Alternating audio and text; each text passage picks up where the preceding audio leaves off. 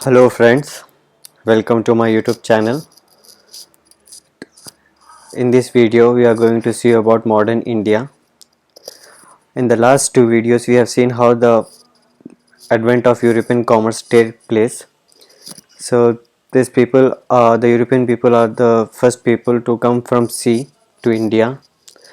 It all started from the Portuguese. In the first video you have seen how the Portugal peoples, how the Prince Henry, and which led to the Vasco da Gama invasion to India. And after Portuguese, Dutch people have come from the same sea route, and in today's tutorial we will see about the English men. Okay, how the English people after the Portuguese and Dutch, which made them encourage to travel to India via sea route. Okay, so let's start with the session. It all started in the year 1600 AD. Okay, towards the close of Queen Elizabeth I region, the merchants of England became interested in voyages to the east because of its wealth and being of the prospect of their Dutch rival.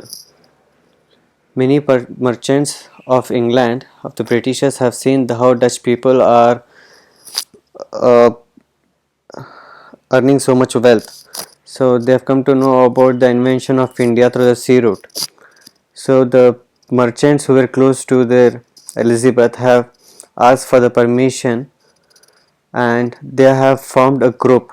They have formed a group known as the East India Company, okay, which is also titled as the Governor and Company of the Company of Merchant of London, trading into the East Indies.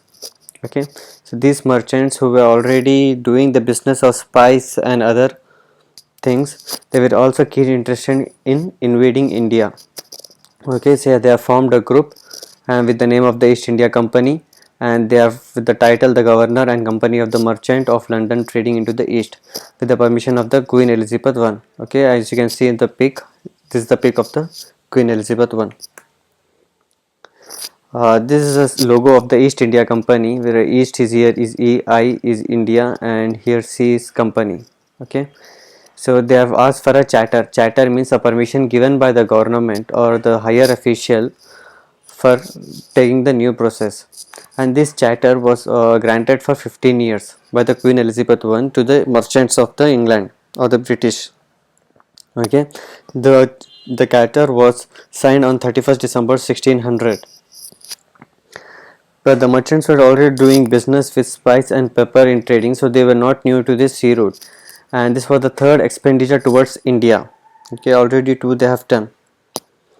This is the on right side is the logo of the East India Company. William Hawkins, as you can see in the pic here, is a pic of the Jahangir, and here is the William Hawkins, and he has brought some letters, which is given by the James I, and was presented to the Jahangir. Okay, and with his permission, William Hawkins stayed in his court from 1608 to 1611. Okay, after that, Captain Mildown got the permission for the first time to trade in Surat. Okay, then factories at Surat. After that, what happened? They have, with the permission of the Jahangir and the leader, they have found factories in Surat, which is present in Gujarat.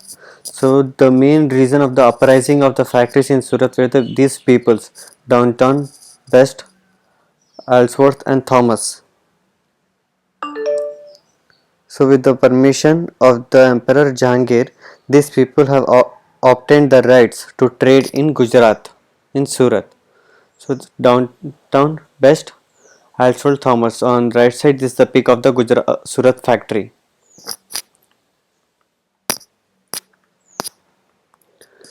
Now the next topic is British in Bengal. This is the timeline of the Britishers in Bengal. They have all started in 1633, and in the span of 13 years, the Mughals were protecting. The trade was under the Mughal protection. how our trade was going on. It was under the Mughal protection, but from 1663 to 1685 the trade has become some corruption, and due to the quarrels the trade was going on. So trade happened by quarrels, and from 1685 to 1690, the span of 5 years, the state was decreasing and it was losing its trade, and the trade was not going well. So that's why it is given as a flux. It was losing its tenure. And in 1690, English settlements has taken the definite shape of the Bengal and is all resettled.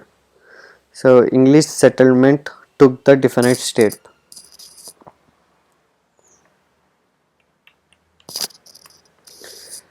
Madras. Madras was found by Britishers in 1639.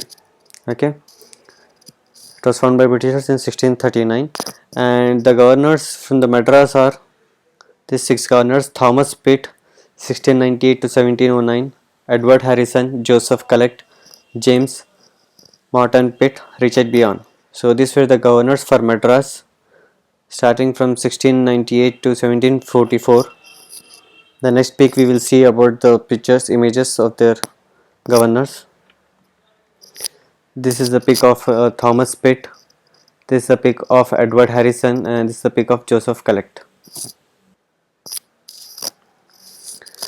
Now in this slide we are going to see about the relation between English and Mughals. How were the relation between the English and Mughals? Okay, so William Hawkins, Thomas Roe and Captain Mildown secured concession from Emperor Jahangir to trade. So Jahangir has given the permission for the trading in India. So this were the William Hawkins, Thomas Roe and Captain Mildown. In 1633, Mughal permission in establishment of factories at Pipli, Balasore and Hariharpur. These are all present in Orissa. So they have given permission for the establishment of the factories. In 1677, they got a farman from Aurangzeb to trade in Bengal. Okay, so they got a farman from Aurangzeb for trade in Bengal. So this was the relation between the English and the Mughals. This topic is Sir John Child.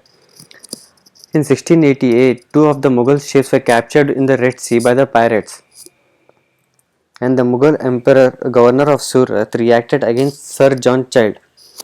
Okay, and Aurangzeb ordered to treat English as their enemies, as they were not treating well. So many Englishmen were made prisoners and illiterate. Lastly, John Child sued for peace on very humiliating terms. In that return, money should be had paid to the Mughals what are the losses, and Sir John Child should leave India within the span of 9 months. So he was considered as an enemy, and from that moment Britishers became enemy to India, as Aurangzeb ordered to treat English as enemies. And this in East India Company in 1708, East India Company had become into the United Company of Merchants of England of London. It's gone to England trading with the East Indies. Okay, and this was the base for settling for British Emperor in India. So in this video, as you can see here, how the traders become the rulers of India. They have come for trading to earn money, and then slowly the span of time they have become the first step of becoming British Emperor in India. In this slide we will see about the Mughals concession to British in 1717. In Bengal they are exempted custom duties of rupees 30,000 per annum. Okay, and they have also allowed to rent additional rent near Calcutta. They have allowed, and in Hyderabad, company's old privilege of freedom from dues in trade was retained. In Gujarat, they have also exempted custom duties of rupees 10,000 annually. And in Bombay, coins throughout Mughals emperor through the company minted were eligible throughout the Mughal emperor. So these are the Mughal concessions were given to the Britishers. how in Bengal they were exempted custom duties and they've allowed additional rent near Calcutta. In Hyderabad they again exempted duties. In Gujarat also they have exempted duties. And in Bombay coins throughout the Mughal emperor were circulate from the Mughal emperor. So now you have seen the how the Mughals were lenient to Britishers.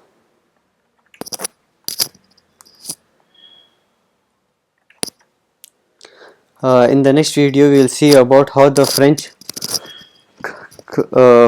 story in India, how they have come by sea route and what are the people who have done of French people here. In this video, as you have seen about how Britishers came to India and what Sir John Child has done, what how Jahangir reacted to that one, what are the Charter Acts we see in the later videos. Okay. So in the first video we have seen about the Portuguese, in the second we have seen about the Dutchess, and third videos we have seen about the Englishmen, and in the next video we will going to see about the French. This is the end. Thanks for watching. Please click like, share and subscribe.